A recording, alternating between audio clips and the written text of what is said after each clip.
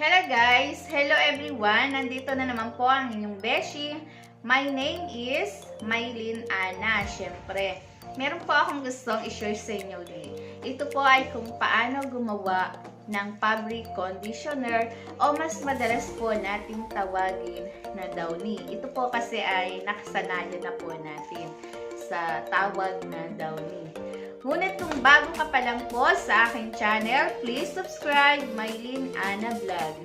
At syempre, huwag mo na rin kalimutan na pakipindot ang notification bell upang palagi kang update sa susunod ko pang mga video.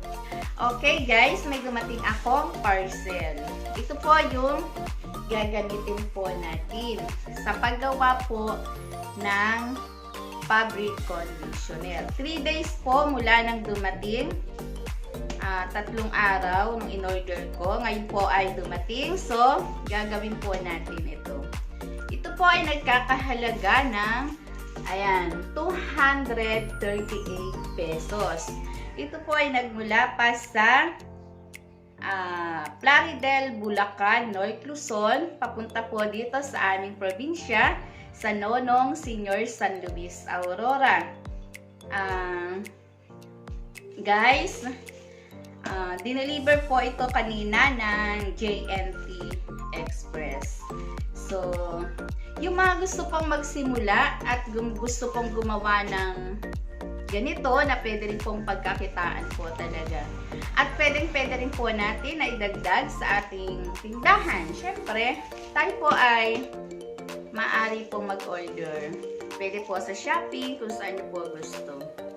So, bubuksan po natin guys para may pakita po natin sa inyo kung ano ang mga laman po nito. Okay guys, sisimulan na po natin buksan ang ating box. Ayan po guys, ginunting ko na siya. Tingnan po natin kung ano po ang laman ng ating box. Ayan, dumating na po siya. Kaya pwede na po natin gawin. Ang gawin po natin.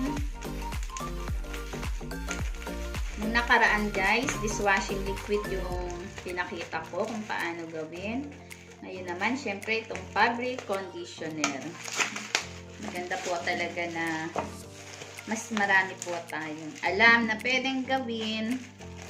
Kasi lalo na po at nasa bahay lang naman po tayo. Ayan. Napakaunti lang, di ba guys? So, napakaunti lang niya pero kayang-kaya niyang maglaman po ng 18 liters. Ayan.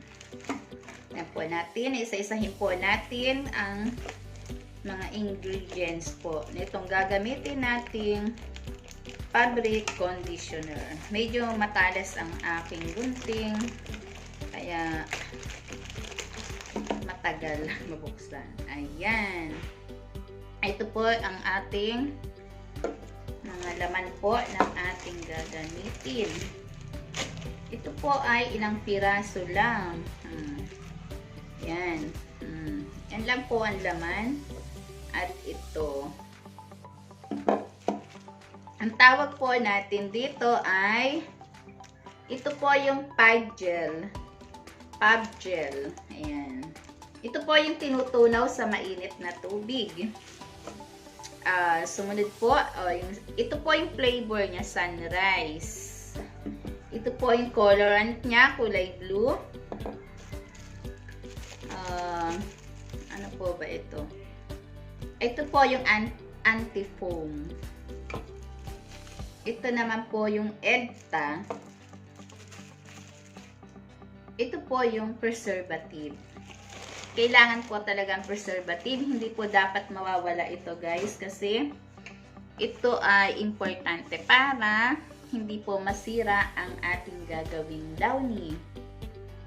Okay guys, simulan po natin kung paano gumawa ng fabric conditioner para po sa ating mga damit at sa akin pong mga katulad ng mga misis tayo po ay malaki po ang matitipid natin pag tayo po ay marunong gumawa ng fabric conditioner.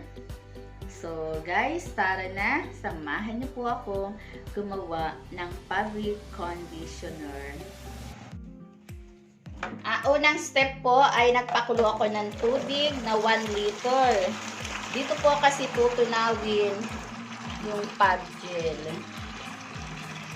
Yan, 1 liter lang po guys.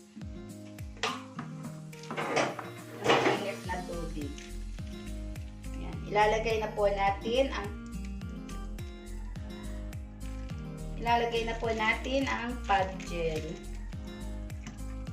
Yan. Meron po tayong ginamit na ito po PVC, panghalo po natin. Siyempre, gumamit din po tayo ng yung tubig po na gagamitin natin, yung mineral po. Para sigurado pong malinis at hindi po masisira ang ating gagawing fabric conditioner. Ayan guys. Sinasait pa po natin para talagang masabi natin na kumpleto po talaga ang kanyang recipe. Ayan. Isusunod po natin, guys, hahaluin po siya, one direction lang po. Hindi po siya pwedeng paiba-iba rin po ng halo. Tutunawin po natin ang fab gel. Ayan guys, hahaluin po siya ng ilang minuto at pag natunaw na po, ilalagay na po natin ang ibang ingredients.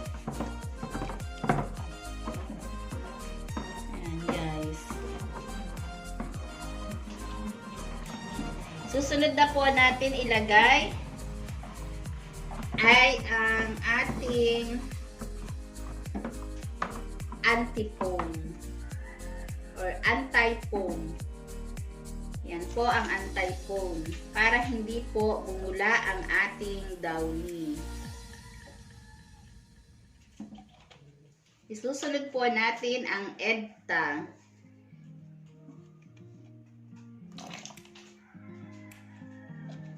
Kasunod po ang preservative, syempre.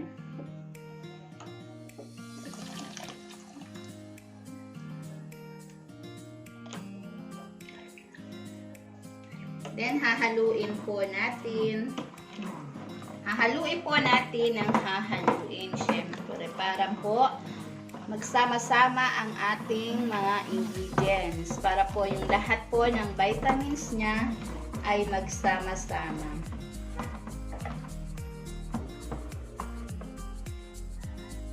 Then, susunod na po natin na lagyan po ng tubig, yung mineral po.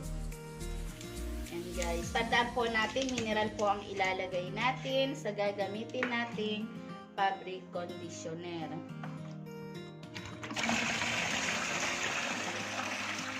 Ayan, 18 liters lang guys, ating gagawin. Ayan, then hahaluin po ng hahaluin hanggang sa matunaw po ang lahat ng nilagay natin na ingredients. Yung antibac guys, na isama na po natin yan kanina kasabay po ng preservative. Hahaluin po ng hahaluin hanggang po sa matunaw ang lahat ng ingredients. Guys, hindi po iyan mahirap haluin. Hindi po katulad ng dishwashing na malapot. Yan.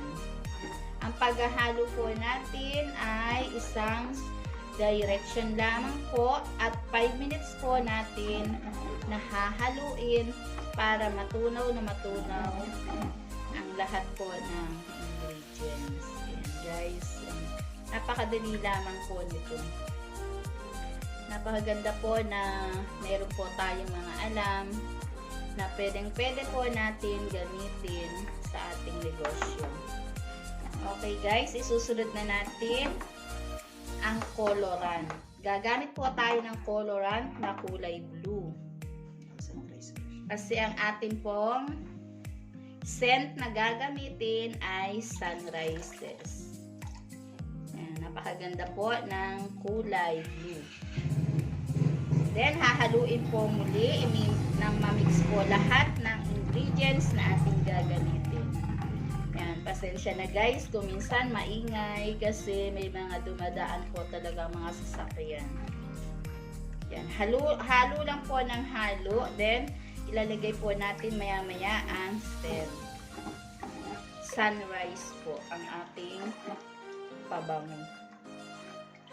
Yung pong pabango ay talaga pong masasabi po natin na kahit isang linggo sa tupian ng ating damit ay hindi po mangangamoy. Then, hahaluin lang po ng hahaluin hanggang sa matunaw. At pag natunaw na, ilalagay po natin ang sunrise. Yan na po ang ating panghuli. Lalagay na po natin ang scent. Napakabango guys. Sobra sa bango. Ayan. Meron pa po kayo nakikitang mga puti-puti kasi hindi pa po masyadong natutunaw ang lahat ng ingredients. Kaya po hahaluin po natin ang hahaluin. Ayan. Napakabango guys.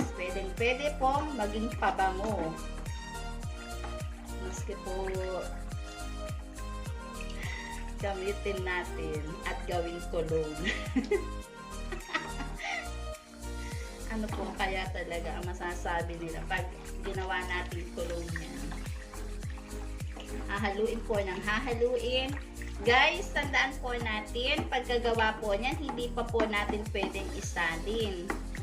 Yan po ay 5 days to 7 days. Every day, hahaluin po ng 5 minutes. Kaya guys, dapat po ay panuorin nyo po ang video ito. Magagamit po nyo to sa bagong kaalaman. At makakagawa po kayo ng ganito. At maaari din po nyong ibenta. Katulad ko po, nilalagay ko lang po yan sa mga bote. May 1 liter, may 500 ml. May ibenta po natin guys, yan ng may 40 pesos kada 1 liter at 20 pesos naman yung 500 ml. Naubusan po kasi ako ng Downy, ng fabric conditioner sa aking tindahan. Kaya ako ay gumagawa. At ito ay para pambenta ko po. At syempre na rin para makalibre po tayo ng panggamit. Okay guys, maraming pong salamat sa lahat at sana po patuloy niyo pong suportahan ang aking vlog.